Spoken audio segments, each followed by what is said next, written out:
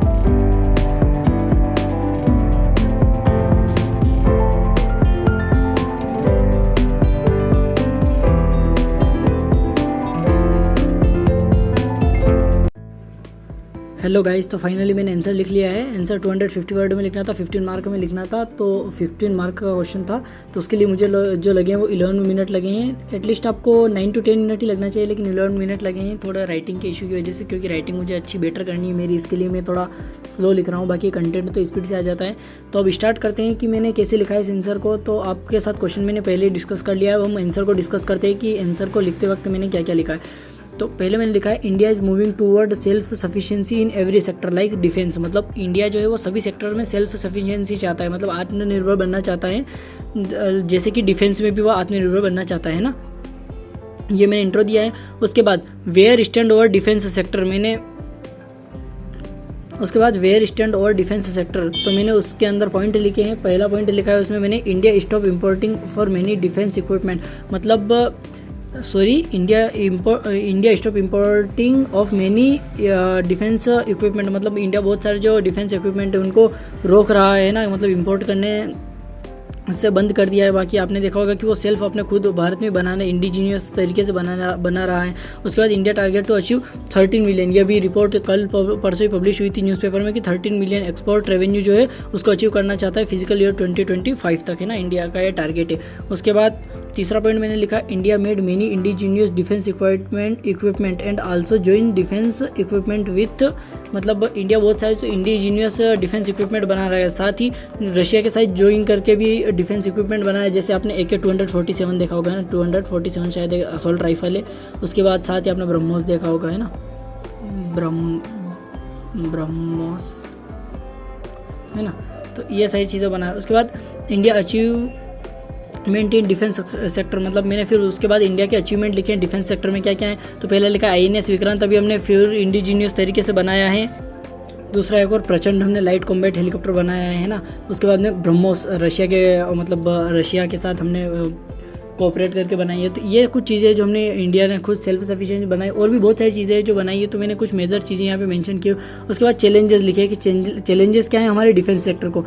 तो पहला चैलेंज है कि हम सेकंड लार्जेस्ट इंपोर्टर है ना, इंपोर्ट करते हैं हम डिफेंस इक्विपमेंट को, उसके लिए हम सेकंड लार्जेस्ट इंपोर्टर है। उसके बाद we depend on advance weapon, मतलब एडवांस वेपन के लिए हम रशिया और वेस्टर्न वर्ल्ड जैसे कि फ्रांस पर डिपेंड है, राफेल और ओसे, मतलब जो एयरक्राफ्ट है उनके लिए। उसके बाद अमेरिका पर अपाची हेलीकॉप्टर जो हमने अमेरिका से खरीदा। ऐसे हम वेस्टर्न वर्ल्ड पे और रशिया पर बहुत ज़्यादा डिपेंडेंट है। रशिया से हमने MiG-21 खरीदा था, है ना।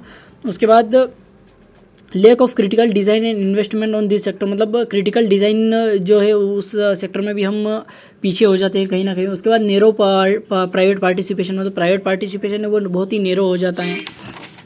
उसके बाद पांचवा लिखा है कि dominant of DRDO in defence sector, मतलब डिफेंस सेक्टर में जो भी इक्विपमेंट बनते हैं उसमें मतलब जो डीआरडीओ उसका बहुत बड़ा एक डोमिनेंट मिलता है, मतलब बहुत बड़ा एक दबदबा है, वही बनाता है ज़्यादातर। उसके बाद no proper law of private participation, मतलब प्राइवेट पार्टिसिपेशन अगर प्राइवेट इंडिविजुअल अगर पार्टिसिपेशन करे तो उनके लिए कोई प्रॉपर लॉ नहीं है। उसको वे फॉरवर्ड कैसे कर सकते हैं, तो इंक्रीज प्राइवेट पार्टिसिपेशन, हमें प्राइवेट पार्टिसिपेशन को थोड़ा इंकरेज करना चाहिए। उसके लिए make proper law and private individual, मतलब प्राइवेट इंडिविजुअल्स जो भी हैं उनके लिए मेक प्रॉपर लॉज बनाना चाहिए, जिससे कि मतलब एक पार्टिसिपेशन उनका बढ़ पाए।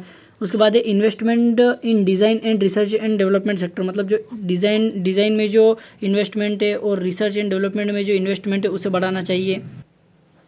उसके बाद ओपन प्रॉपर ट्रेनिंग से इंस्टीट्यूशन, मतलब प्रॉपर ट्रेनिंग इंस्टीट्यूशन है उन्हें भी फॉर्म करना चाहिए। साथ ही मैंने अपने आंसर को कंक्लूड किया है फिर लास्ट में कि India is very high potential in defence sector, मतलब डिफेंस सेक्टर में हमारे पास बहुत बड़ा पोटेंशियल है और we try to attract countries for purchase weapon from India, मतलब हमें कंट्रियों को अट्रैक्ट करना चाहिए, मतलब और भी बहुत सारे देशों में एडवर्टाइजमेंट के तरीके से उन्हें अट्रैक्ट करना चाहिए और कुछ साइट्स बनानी चाहिए जिससे कि हम अपने वेपन्स के बारे में डिटेल्स वहाँ पर प्रोवाइड करवा सकें और वो कोई कंट्री जो उन्हें खरीदने में इंटरेस्ट रखती है वो वहाँ पर हमें कॉन्टैक्ट कर सकते हो। क्वेश्चन था हमारा 15 मार्क का है ना, 15 मार्क का, तो आप उसमें से मुझे कितने मार्क देना चाहोगे वो आप मुझे कमेंट में दे देना।